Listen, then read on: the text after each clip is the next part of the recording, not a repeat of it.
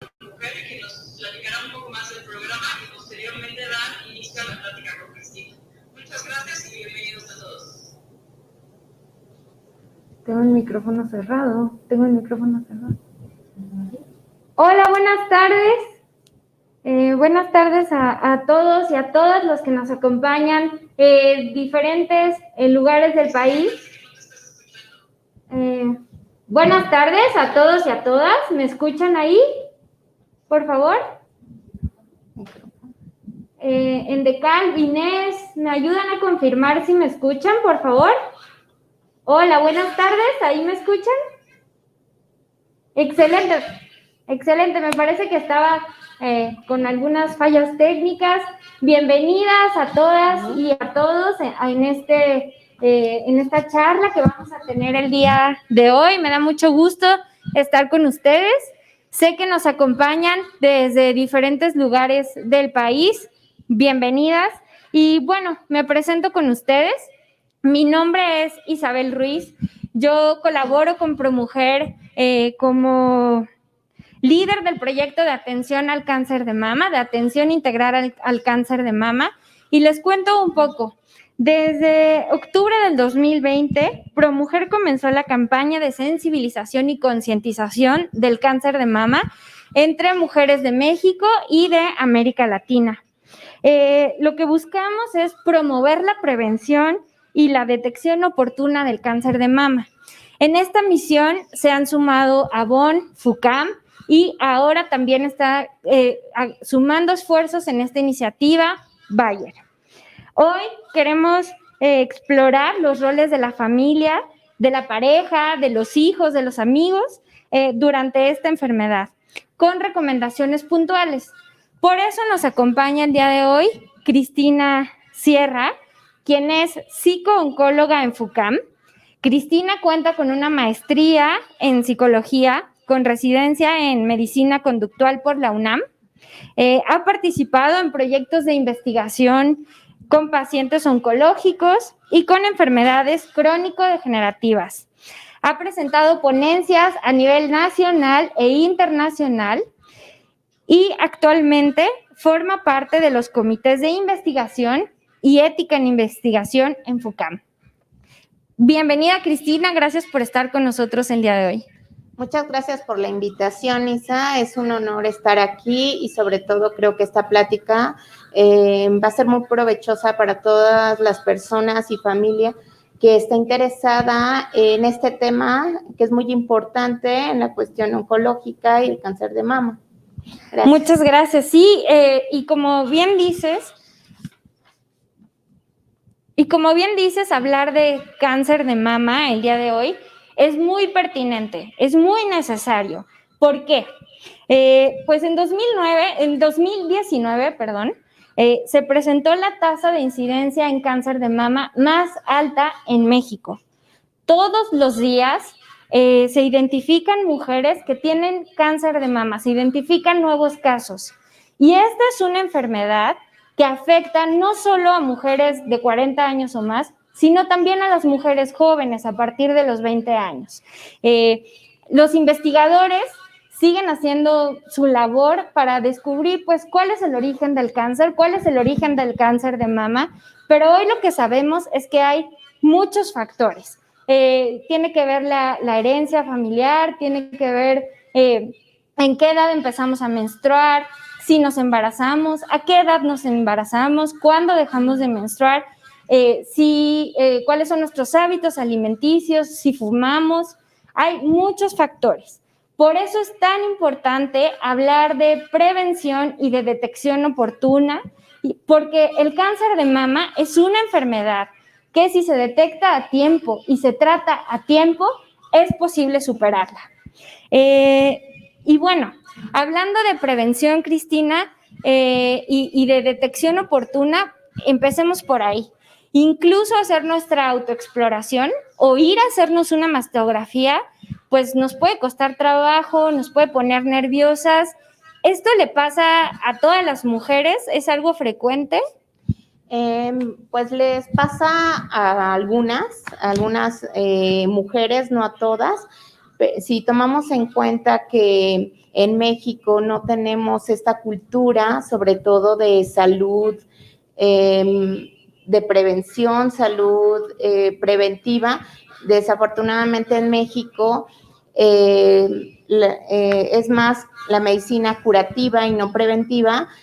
No tenemos esta cultura, por eso se nos dificulta un poquito. Además, que puede pasar que por varias circunstancias o limitaciones, algunas personas o mujeres se les dificulta. Por ejemplo, hay algunas mujeres que viven en algunas comunidades muy lejanas donde apenas hay un centro de salud, o la cuestión médica está a 2 horas y a veces no hay casi transporte. Eso dificulta mucho que se acerquen a hacer este tipo de estudios. Claro. Esa es una en la cuestión geográfica. También algunas creencias que se puedan tener o mala información. Por ejemplo, antes, como tú lo mencionaste, antes se pensaba que solo las personas mayores o mujeres mayores podían tener esta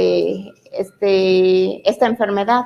Desafortunadamente, se ha visto que mujeres menores de 40 años han incrementado la incidencia. Entonces, sí es mucho esta cuestión de que las creencias o la mala información puede poner más ansiedad en las mujeres y pensar que no les puede pasar. Claro, sí, a mí me suena mucho la ansiedad, los nervios, el miedo que puede llegar a darnos, incluso ir a hacernos la mastografía, ¿no? ¿Qué tal que hago la mastografía? ¿Qué tal que hago mi autoexploración y me encuentro algo? Pues mejor, a lo mejor estoy mejor así.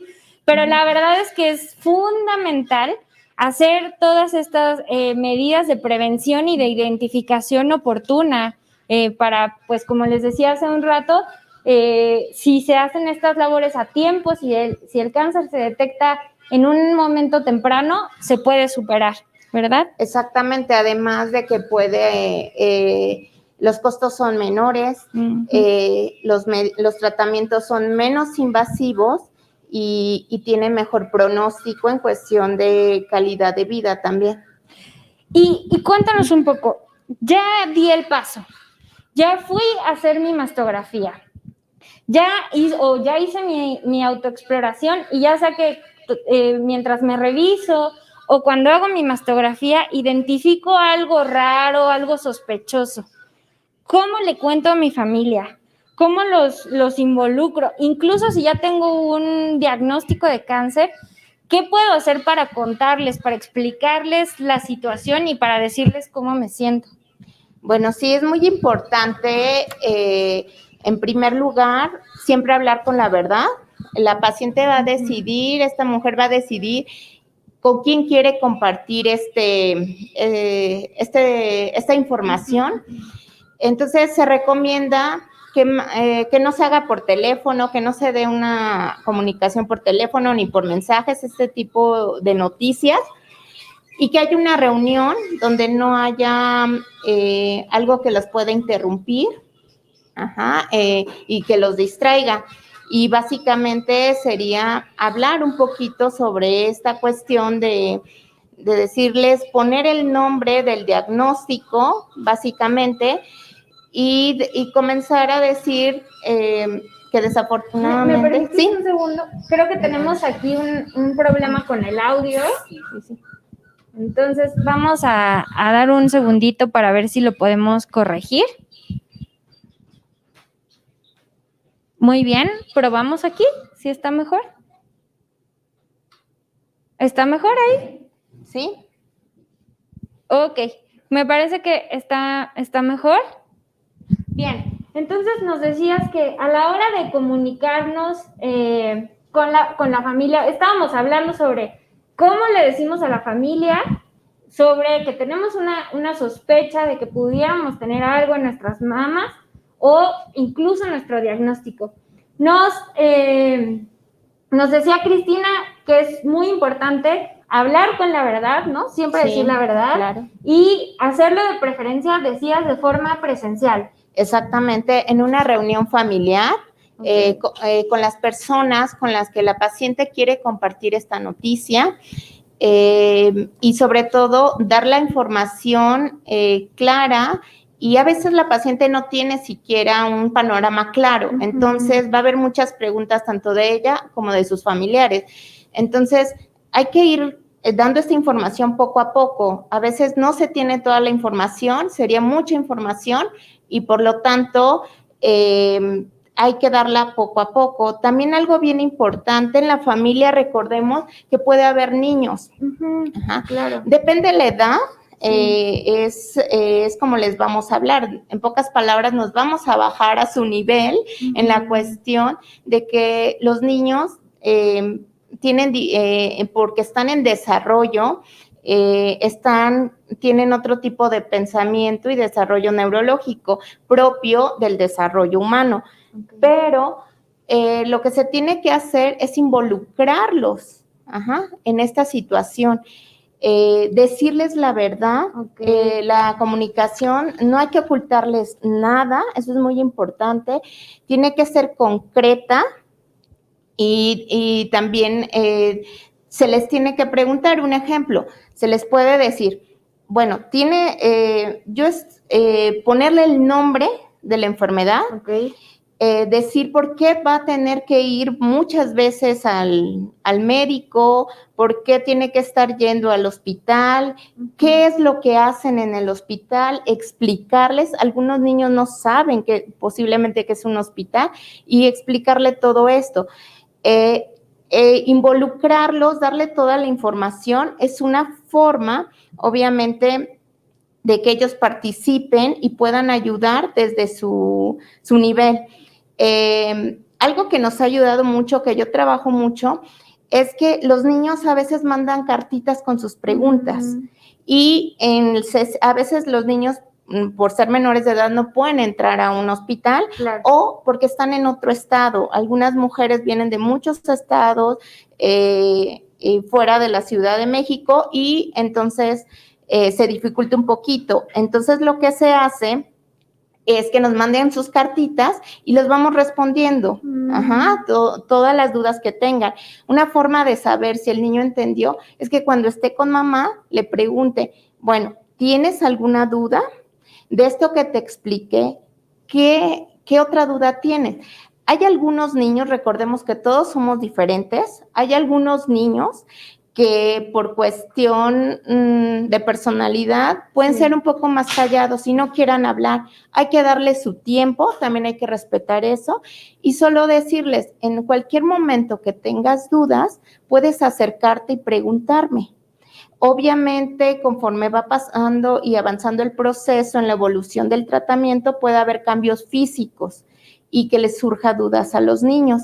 Ahí hay que irle explicando poco a poco, no adelantar información, no dar ni más ni menos información, se da en el momento oportuno y que él vaya decidiendo qué pregunta, qué no pregunta, en qué momento, y siempre preguntando obviamente directamente a mamá y no a otras personas que pudieran tener una información equivocada de la enfermedad, porque esto puede ocasionar que tengan más ansiedad o miedo irracional. Muchas gracias. Y sí, me parece como que tocas un punto muy importante, y es cómo abordarlo con los niños y con las niñas, porque pues como dices, se dan cuenta de todo, y también rescato este punto de va a haber muchas preguntas, ¿no? Y tanto yo como la persona que está padeciendo la enfermedad, como el resto de la familia, todos vamos a tener preguntas, pero creo que ahí la clave, si te entiendo bien, es tener paciencia, ¿no? Paciencia y mucha comunicación, una comunicación efectiva, asertiva, donde también se involucren las preguntas, las dudas, pero también los sentimientos. Claro, a veces, a la hora de comunicar una situación pues difícil, nueva, que no deseábamos, que no queríamos, puede haber una cuestión de evitación emocional. Es algo muy frecuente, incluso hasta culturalmente. A las mujeres se nos permite un poquito más llorar y a los hombres no. Entonces, a veces tenemos que expresarnos emocionalmente. Eso es algo que nos va a ayudar muchísimo tanto a la paciente como a los familiares para la adaptación o la mejor adaptación a la enfermedad y al tratamiento. Muchas veces utilizamos algunas frases muy comunes como no llores, sé fuerte por tus hijos y por tu familia, que lejos de ayudarnos, nos aísla más emocionalmente y nos aislamos físicamente, emocionalmente, y ya no queremos expresar lo que tenemos dentro, ¿no? Los miedos, las dudas, y eso no es funcional. Lo que se tiene que hacer es este permiso de ambas partes, tanto de los familiares como de la paciente. Entonces, sí es muy importante que lo platiquemos y que nos demos ese permiso todos. Sé que es algo muy difícil porque no estamos acostumbrados en la cuestión incluso social, ¿no? Sí. Entonces, sí es algo que nos puede ayudar mucho. Muy bien, muchas gracias. Y justo hablando de, bueno, nos comunicamos con la familia, les contamos qué está pasando, cómo nos sentimos y qué viene. ¿Cómo has visto que impacta en la familia un diagnóstico de cáncer de mama? ¿Qué puedo esperar que pase dentro de mi familia con una noticia así? ¿Y me puedo preparar de alguna forma para lo que pasa en la familia? Sí. Pues sí, efectivamente se ha visto que el impacto es también muy fuerte en la familia. Recordemos que también cada familia es diferente. Así como hay emociones desbordadas o cambios del estado de ánimo de la paciente, cambios en nuestra forma de pensar, de actuar, también ocurre exactamente lo mismo con la familia, solo que a veces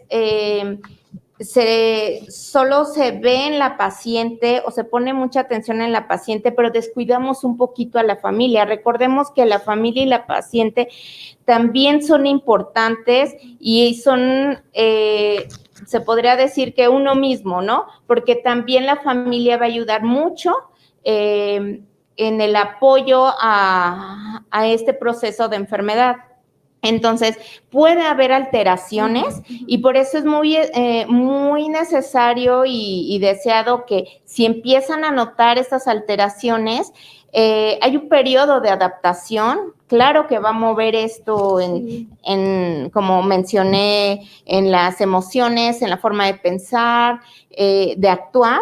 Y claro que va a mover, pero tenemos que detectar y acercándonos con un especialista es quien nos va a decir si está dentro de lo normal o esperado esta reacción o ya hay algo que sí necesita atención más especializada como algún tipo de patología. La más común o las más comunes son ansiedad y depresión. Okay. Ajá.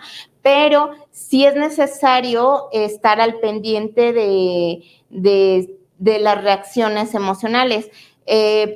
Básicamente es acudir con un especialista solo como una evaluación. Okay. Entonces, pues sí, sabemos que estas noticias mueven a todos, ¿no? Mueven a cada uno de los miembros de la familia y ahí el tip o la clave sería buscar a un especialista, ¿verdad? Sí, exactamente. Y también, ¿qué puede pasar también en estas noticias? Se va a mover incluso dinámicas, roles en los familiares. ¿Por qué? Porque ahora se van a reorganizar precisamente para empezar a ver cómo va a funcionar este tratamiento, las visitas al hospital frecuente. Entonces, se van a organizar. ¿Qué familiar va a fungir como cuidador primario o informal? Es decir, ¿quién la va a acompañar frecuentemente al hospital? ¿Quién, si fuera el caso, quién va a cuidar a los hijos pequeños? ¿Quién va a seguir trabajando para solventar todas las necesidades básicas de casa, pero también el tratamiento oncológico? Entonces, se tienen que reorganizar y se va a modificar todos los roles, tiempos lúdicos, en fin, incluso también hasta la propia economía, y esos son factores que pueden desajustar de manera importante a la propia familia. Sí, sí, entiendo. Y justo en este reacomodo de la dinámica y de la distribución de las tareas de la casa, quería preguntarte, ¿cómo puedo pedir apoyo? Creo que parece como una pregunta obvia, ¿no? Pues, ¿cómo se pide? Pues diciéndolo, pero no para todas es fácil decir, oye, necesito ayuda. ¿Qué recomendaciones me podrías dar para pues justo pedir ayuda y involucrar a la familia en todo este proceso y que nos permita a todos llevar mejor la situación? Bueno, como dices, a veces es muy obvio, ¿no? Como algo, decir, pues necesito ayuda. Pero algunas pacientes, algunas mujeres sí se les dificulta pedir ayuda, sobre todo por sus propias creencias, ¿no? Y porque a veces la sociedad no nos permite o no nos valida esta cuestión de ayuda. Ajá, entonces, básicamente o en general, sí se recomendaría que la misma paciente diga, necesito apoyo en esto. O los familiares, así tal cual, preguntar, ¿qué necesitas? Porque apoyo o ayuda es muy diferente para cada uno de ustedes o de nosotros. Un ejemplo, para una mujer, ayuda puede decir, o apoyo, solo necesito un abrazo, solo necesito que me escuches, y para ella representa una ayuda enorme o un apoyo. Otra pudiera decir, bueno, yo apoyo, lo interpreto como que me acompañe físicamente al hospital y que nos vengamos juntos y que me acompañe de ida y de regreso. Para otra persona puede significar el apoyo también, no sé, había una paciente que me decía, apoyo para mí es que mi niño de 6 años me traiga un vaso de agua y cuando esté o cuando tenga dolor, que me pueda abrazar. Entonces, es muy diferente lo que cada uno interpreta como apoyo. Entonces, algo también muy importante es, por eso es la cuestión de preguntar, preguntarla, ¿sí? Sí. Es muy importante preguntar precisamente qué significa apoyo. Ajá, porque a veces como familiares, como no sabemos cómo actuar, nadie nos prepara para una situación así, los familiares dicen, ¿qué hago? ¿Qué digo? ¿Cómo lo digo? No sé qué decir. Es preguntándole directamente. Algo también muy importante es no aislarla, no de las actividades cotidianas. Okay. A veces nos vamos a los extremos, la sobreprotegemos y decimos, no agarres un vaso de agua, yo te lo traigo. Nada. Exactamente, eso no es correcto, no es funcional ni para la paciente porque le estamos quitando esta cuestión de autonomía. Recordemos que sí tiene una enfermedad física, pero la paciente está en todas sus capacidades perfectamente para saber decidir, para ser autónoma, para ser independiente, y todo va a ir muy adaptado de acuerdo a la condición médica. Entonces, todas estas actividades hay que adaptarlas a la nueva condición médica o en el tratamiento que esté, según los efectos secundarios de los tratamientos. Entonces, algo bien importante, no adelantarnos a lo que estuviera pensando o creemos que va a pensar la paciente. Por ejemplo, a veces decimos, pues no hay que invitarla a esta reunión porque, porque ha de estar cansada o se sentirá cansada. No hay que pensar en eso sin que... mejor hay que preguntárselo a la paciente. Sé que ahorita en la cuestión de pandemia es un poquito diferente, no hay tantas reuniones, pero el hecho de interpretar que la paciente no quiere ir a una reunión o a una actividad familiar, le estamos quitándole la oportunidad de convivencia familiar y que le haga sentir algo bien. Entonces, sí tener mucho cuidado en esa forma de actuar. Sé que como familiares quisiéramos protegerla, cuidarla lo más posible, pero no sobreprotegerla, que esa sería ir a los extremos y lejos de ayudar, pudiera ocasionar o entorpecer este proceso de adaptación a la enfermedad. Ok, entiendo, también retomando un poco lo que hablábamos hace un momento y esto, la comunicación es clave, ¿no? Como no me imagino, no asumo lo que está pasando a la otra persona, sino pues le pregunto si quiere, si puede, qué le gustaría. ¿Sería entonces clave la comunicación? Sí, la clave es la comunicación y una comunicación adecuada, la asertividad, que es un punto intermedio entre ser pasivos y agresivos. Entonces, esa es la comunicación asertiva, donde también se da la apertura a la expresión emocional. Decir, bueno, yo como familiar, como hermano, como esposo, también te quiero decir lo que estoy sintiendo. A mí también me da miedo, a mí también me da tristeza, me da impotencia. El hecho de que expresen sus emociones no quiere decir que necesariamente se vayan a hacer realidad. Entonces, es lo que comentábamos, a veces no tenemos esta apertura porque a veces nadie nos los enseña, no, a veces es cuestión hasta cultural. Entonces, hay que hacer eso, simplemente darse permiso y toda la apertura también de receptiva, de decir, ¿cómo me siento yo? Eso va a ayudar muchísimo también a bajar esta ansiedad, esta tristeza. Básicamente es el principio, la expresión emocional o la apertura emocional es el principio de una buena comunicación. Entonces, una comunicación asertiva es también hablar de cómo me siento, no solo de qué está pasando, no sé, que tengo que ir al tratamiento o que me toca cita con el médico para que me explique mi resultado o me diga qué sigue en mi tratamiento, sino hablar de cómo me siento, tanto yo como paciente como familiar, pero ¿qué otras características o qué otros tips me podrías dar para tener una comunicación asertiva?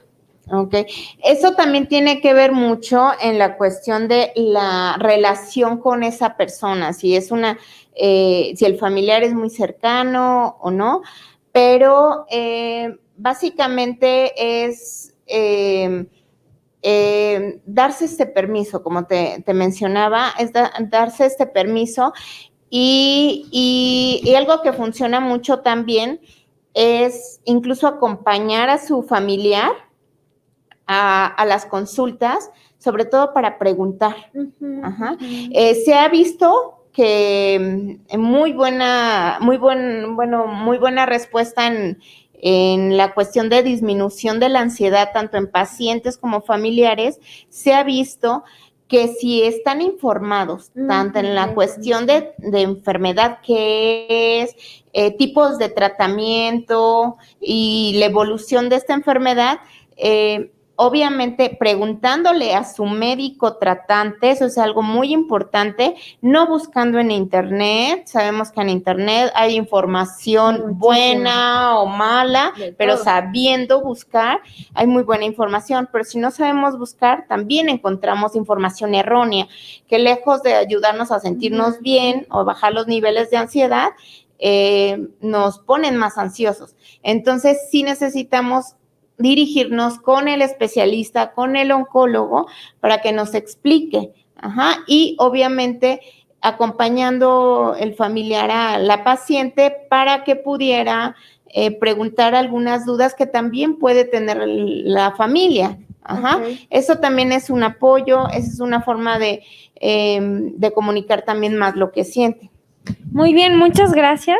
Y antes de dar paso a las preguntas de todos y todas las personas que nos están acompañando en esta tarde, la última cosa que yo quisiera preguntarte es, en general, ya hablamos mucho de la comunicación, ¿hay algún otro tip que nos puedas dar, alguna otra recomendación que nos puedas dar para, pues, como familia vivir pues mejor o fluir mejor en una situación como es el proceso de diagnóstico y de tratamiento del cáncer de mama? Bueno, aparte de la comunicación, que dijimos que también tiene que ser muy clara, no ocultar información y todo eso, también es bien importante cuidarse entre cada uno de ellos, no solo a la paciente, sino cuidarse en equipo, porque como te mencioné, a veces también los familiares o los cuidadores pueden presentar algunas patologías. Entonces, es cuidarse entre todos, como equipo, exactamente, hacer un equipo en esta cuestión y tener calidad de vida, acciones que nos lleven a la calidad de vida, como cuáles, dentro de lo que cabe, adaptándonos a la situación que se está presentando, no dejar de hacer cosas que nos gusten, actividades que nos gusten, no dejar de ir a reuniones familiares, digo ahorita un poquito por la pandemia, pero seguir haciendo actividades, ejercicio, buena alimentación, algunos hobbies que cada uno pueda tener, no sé, dibujo, clases de cocina, además, no descuidar eso o no descuidarte a ti. También algo bien importante dentro de la familia es que si queremos cuidar al otro, o en este caso a la paciente con este diagnóstico, primero tenemos que estar bien nosotros. Entonces, cuidarnos física y emocionalmente en la cuestión de salud, pero entre todos, también la paciente, recordemos que aunque tiene este diagnóstico, perfectamente puede abrazar, puede dar palabras de aliento hacia su familiar. Entonces, por eso es en equipo, es algo en equipo y ella puede ser perfectamente funcional. Entonces, es cuidarse entre todos y no dejar de hacer cosas que les pueda ayudar para sentirse bien. Muchas gracias, me parece como clave todo lo que nos has dicho, nos da mucha guía de cómo abordar la enfermedad y creo que todos en la familia podemos poner un granito de arena, ¿no? Desde donde sea que nos toque vivirlo, creo que todos hay algo que podemos hacer para llevarlo mejor, ¿no? Y sobre todo esto que nos compartes de tanto la mujer tiene capacidad, la persona que está enferma tiene capacidad de hacer mucho por su familia como su familia por ella. Exacto. Entonces, pues muchas gracias. Quisiera dar paso a algunas preguntas que nos han mandado por Facebook, que nos han mandado por Zoom. Muchas gracias por participar con nosotros y escuchamos las preguntas. Elida Limón, de Zoom, nos pregunta, en el trabajo, ¿cómo debe dirigirse o comunicar de manera asertiva? Bueno, en la cuestión del diagnóstico, la manera asertiva, a veces hay una técnica que nosotros decimos de sándwich, que es algo muy sencillito, que podemos empezar con algo positivo o algo real.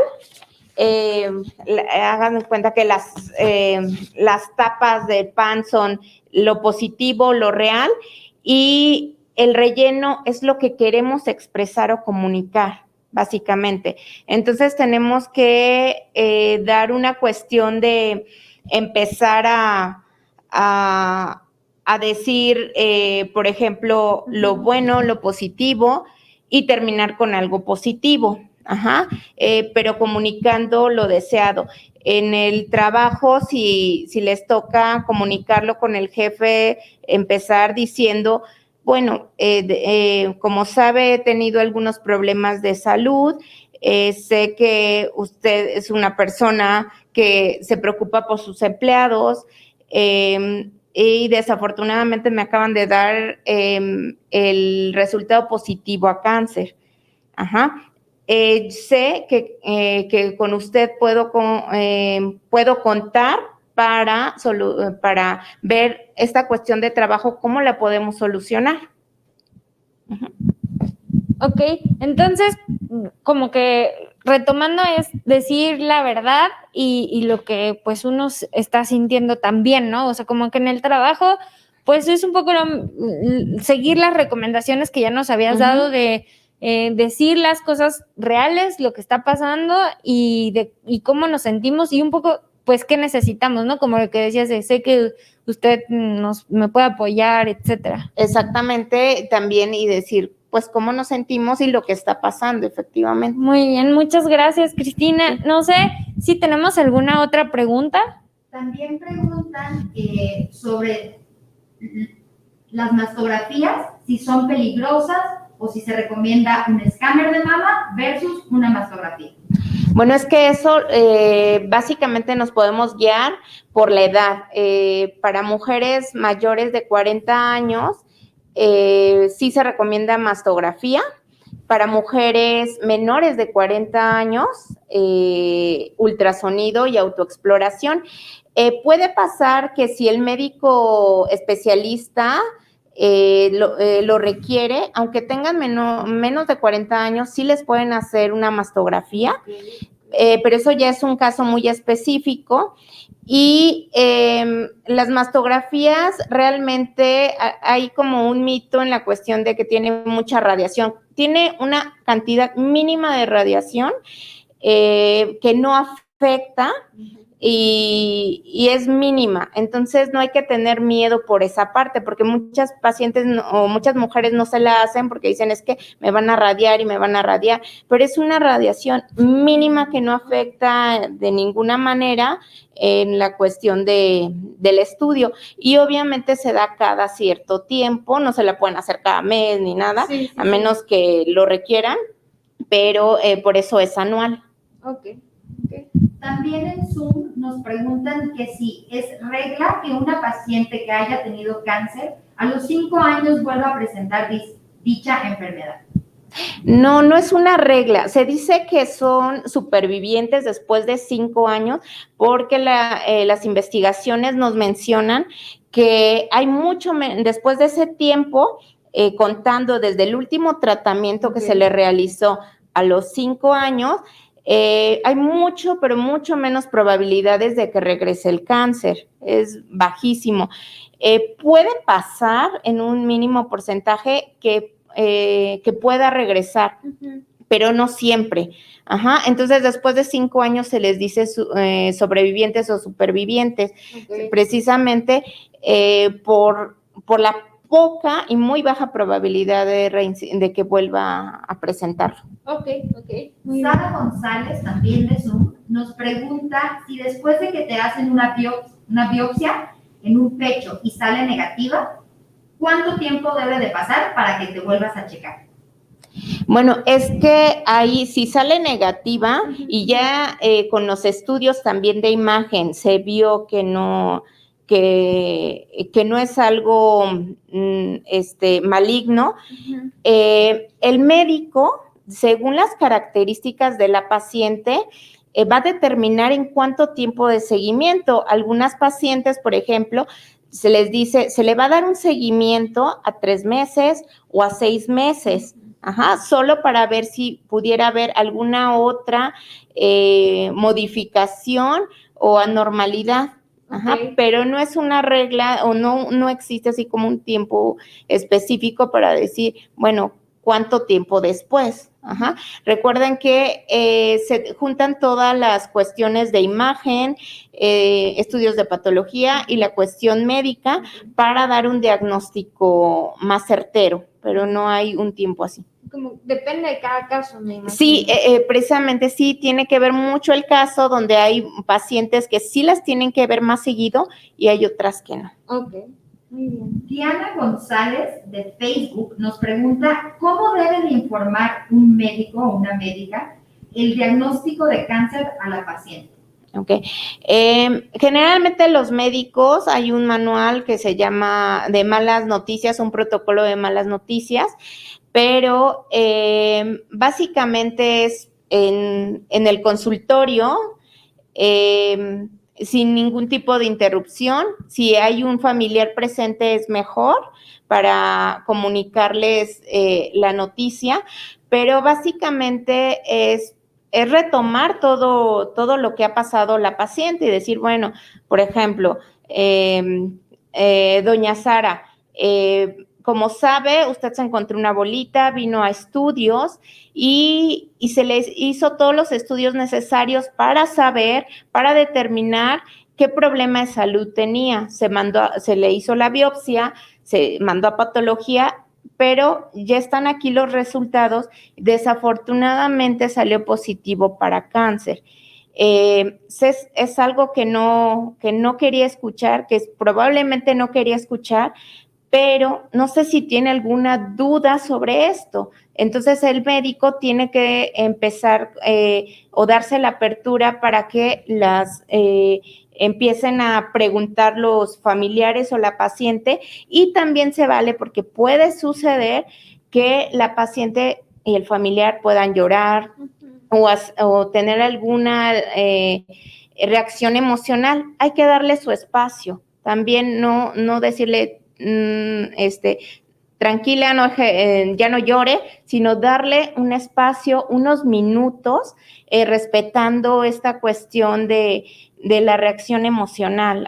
Entonces, en cuanto estén un poquito más tranquilos, precisamente preguntar, ¿tiene alguna duda? Y dar la información siguiente, pero muy concreta, no dar mucha información porque también nos estaríamos adelantando. Claro. Hay varias preguntas acerca de cuándo es el tiempo o la edad ideal para hacerse una mastografía. La primera, a partir de los 65 años, ¿cada cuánto se debe hacer una mastografía? ¿Cuándo es la edad ideal? La mastografía por consenso, como mencioné, es a partir de los 40. Pero desde los 18 años prácticamente, o cuando una persona empieza a menstruar, es cuando empiezan hacerse la autoexploración y la cuestión de ultrasonido para mujeres jóvenes. El ultrasonido no implica alguna cuestión de radiación y entonces se puede hacer cada que sea necesario. Pero es muy importante, más que cada uno como paciente ponernos un tiempo, creo que debemos ir de la mano por un especialista para que nos vaya guiando, porque como mencioné, cada caso es muy diferente. Y como somos seres humanos muy diferentes, tenemos que ir de la mano con los especialistas. ¿Hasta qué edad, hasta cuántos años te debes de dejar de hacer la mastografía? Pues te tienes que hacerla hasta toda la vida. No importa si tienes 80 años, 83 años, 90 años, te las tienes que seguir haciendo. Es toda la vida. Anualmente. Manu Hernández nos comparte, no es una pregunta, es más bien un comentario, y dice: lo más difícil como paciente oncológico es decirle a tus seres amados que se tiene cáncer, porque se sabe que esto puede causar dolor. Una vez que se dice, todo fluye. No sé por qué, pero los primeros días una no quiere que nadie sepa que tienes cáncer. Sí, efectivamente es una noticia que no es agradable, que no esperábamos, que no quisiéramos, y es muy difícil, por supuesto, como lo mencionó, es muy difícil porque dice, sufren mucho y todos sufren efectivamente, pero aquí lo importante es como dicen, bueno, después de esto, que es un gran paso, hay que continuar y va a haber una mejor comunicación. Es algo que es necesario y que a veces tratamos de proteger a nuestros seres queridos, pero la mejor forma de protegerlos o de quererlos es no ocultando información. A veces ocultamos información que, digo, nos terminamos dando cuenta. Hay algunas cosas que no se pueden ocultar, y más cuando hay efectos secundarios de los tratamientos. Y llega a pasar en este proceso de adaptación que nos aislamos. Es un proceso normal siempre y cuando no pase o no se alargue por semanas o meses, porque es algo bien importante que a veces la paciente evita y no va al tratamiento oncológico y eso repercute en su tratamiento o en su curación. Pero puede pasar que nos aislamos. Esa es una reacción emocional natural ante este ajuste a la noticia y al proceso de enfermedad. Puede pasar y puede ser normal siempre y cuando no le evitemos. También en Zoom preguntan, ¿cuáles son los síntomas de esta enfermedad? Ok, bueno, como dijimos, la autoexploración es muy importante. Hay que ver si tenemos alguna bolita, algo raro en nuestros pechos, si hay dolor o ardor en el pecho, cambios en la coloración de la piel del seno, hundimiento del pezón o que haya una modificación en su forma, secreción del pezón, líquido, ya sea con sangre, café, blanco, es como una de las características de alarma que tenemos que tener. Pero algo bien importante es conocer nuestro cuerpo. A veces, como no lo hacemos preventivamente, cuando le preguntamos a la paciente, bueno, ¿hace cuánto te salió esta bolita?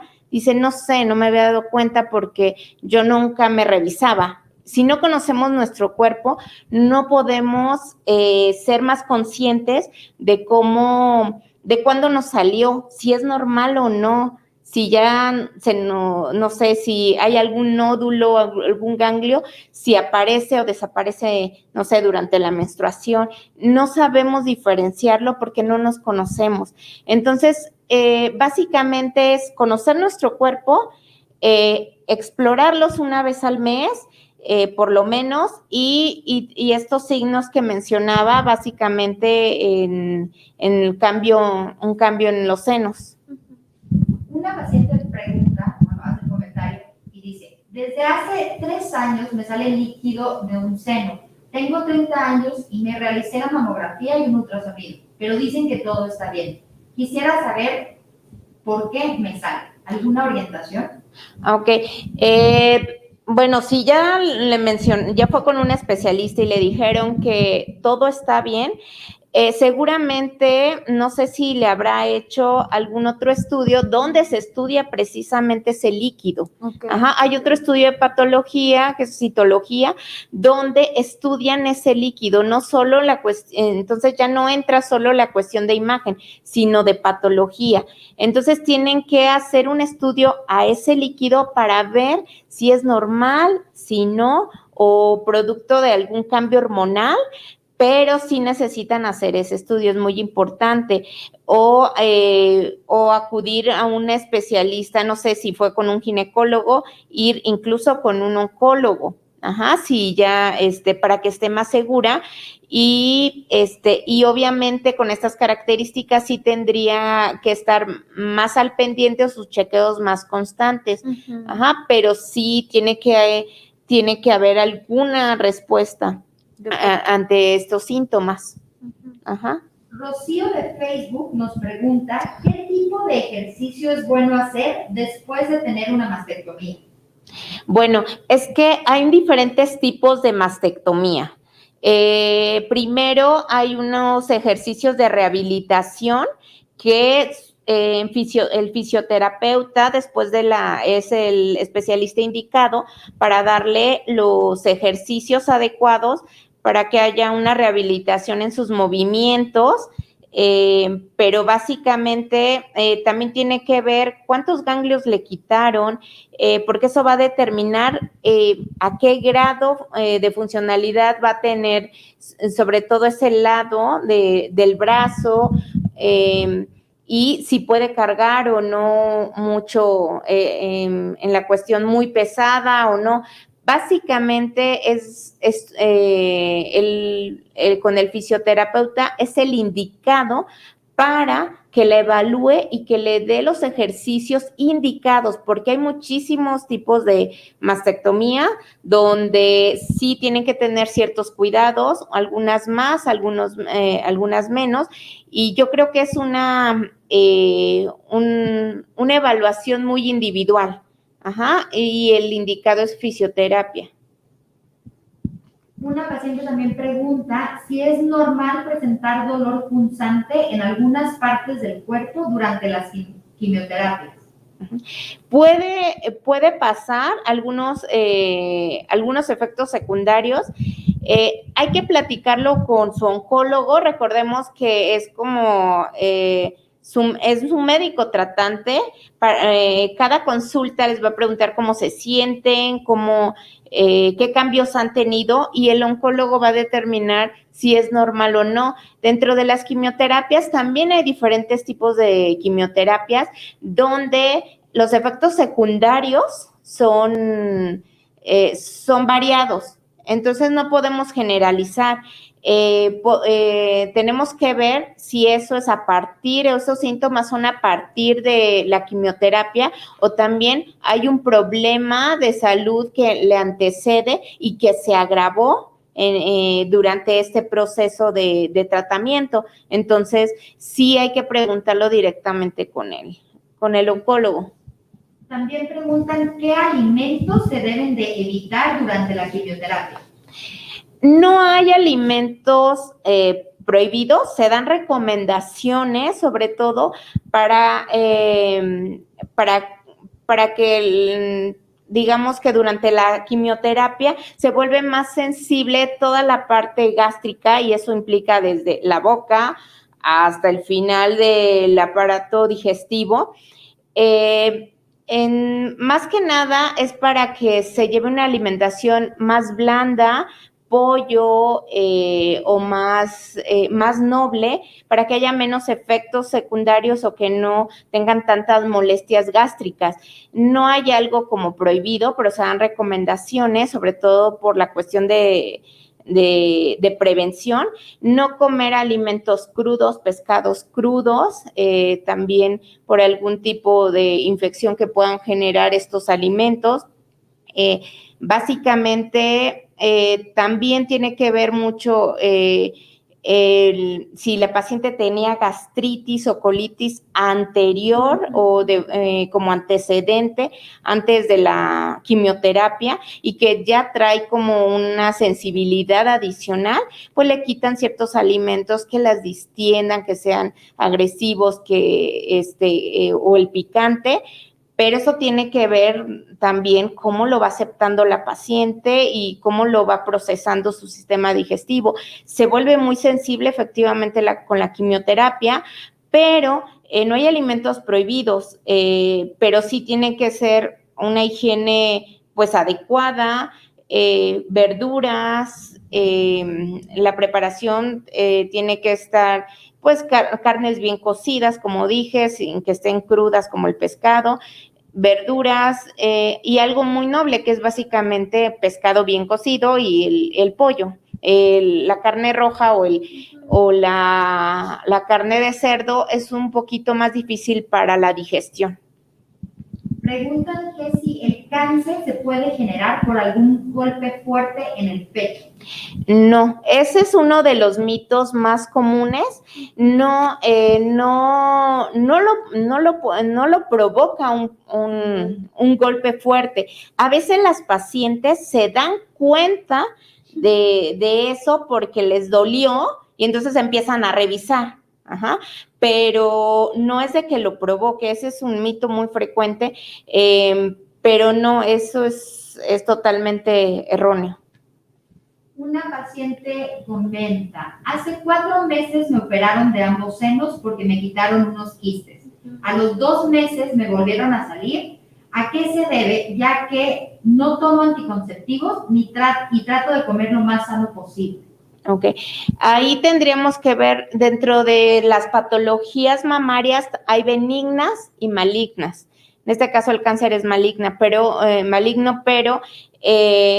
patologías benignas que tendríamos que ver porque ¿por qué salió? ¿Por qué volvió a salir? Hay patologías benignas donde, aunque las quiten, vuelven a salir y vuelven a salir. Y entonces, el médico, de acuerdo a quién le hizo la cirugía, o el médico especialista, tiene que determinar y decirle así con nombre y apellido cómo se llama esa patología para tener más claro esta cuestión de qué es y por qué actúa de esa manera. Como dije, hay muchas patologías y no sabríamos cuál fue. Entonces, sí tiene el médico como la obligación de decir, mira, se te quitaron, se mandó a patología, este es el resultado y se llama así, así y así. Ajá, entonces es básicamente acercarse con el médico.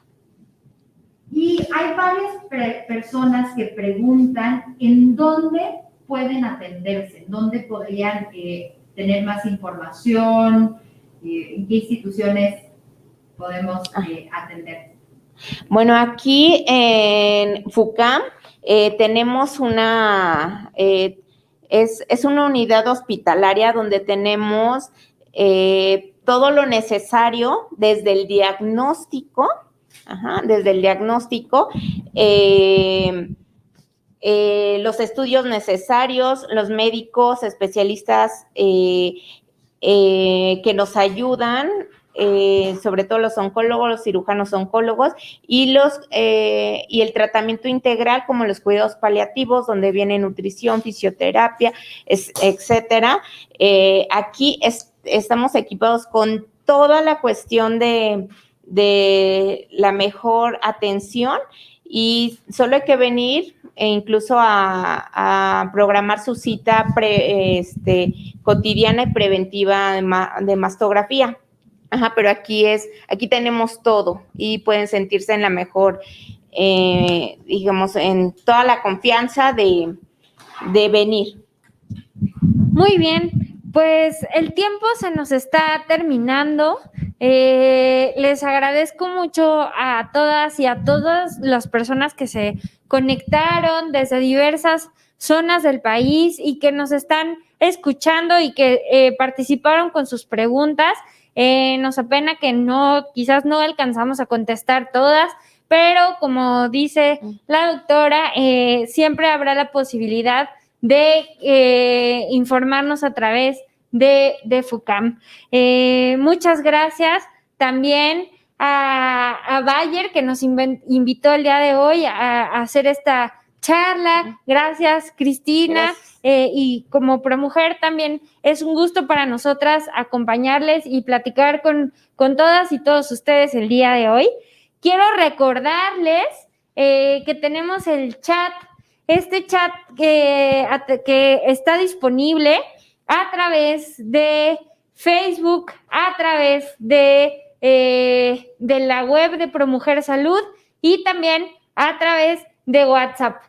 A través de este chat educativo que habla sobre los factores que favorecen el cáncer de mama, los hábitos que podemos tener para prevenir para prevenir el cáncer de mama y también para hacer nuestra autoexploración. Una vez que hagamos este chat, las mujeres de 40 años o más, como lo pueden ver en pantalla, podrán obtener un cupón para realizar una mastografía gratuita.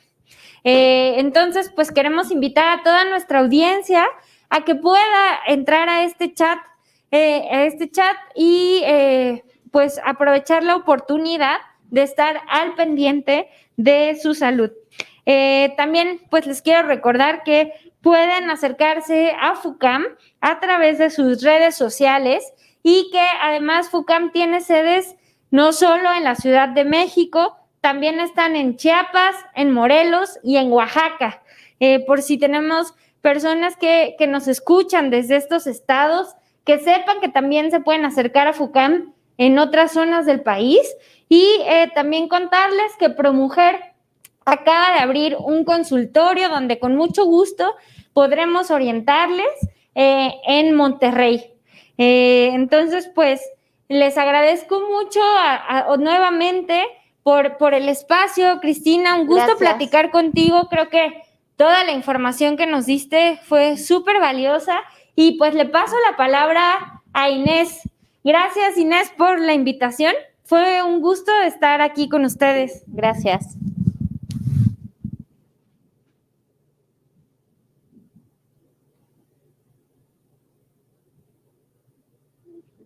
No se escucha. Supongo que no importa.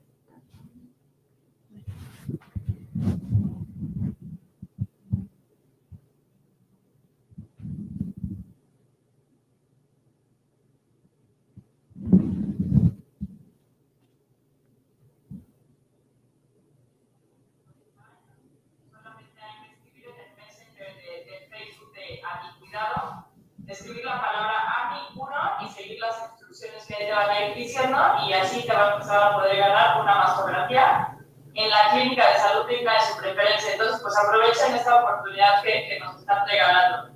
Y ahorita, por último, vamos a tener una encuesta que va a estar apareciendo ahorita en sus pantallas de satisfacción pues a esta plática, para que por favor nos ayuden a responderla. Esto pues nos ayuda mucho a nosotros para poder mejorar día a día y que cada vez podamos brindarles temas de mayor interés.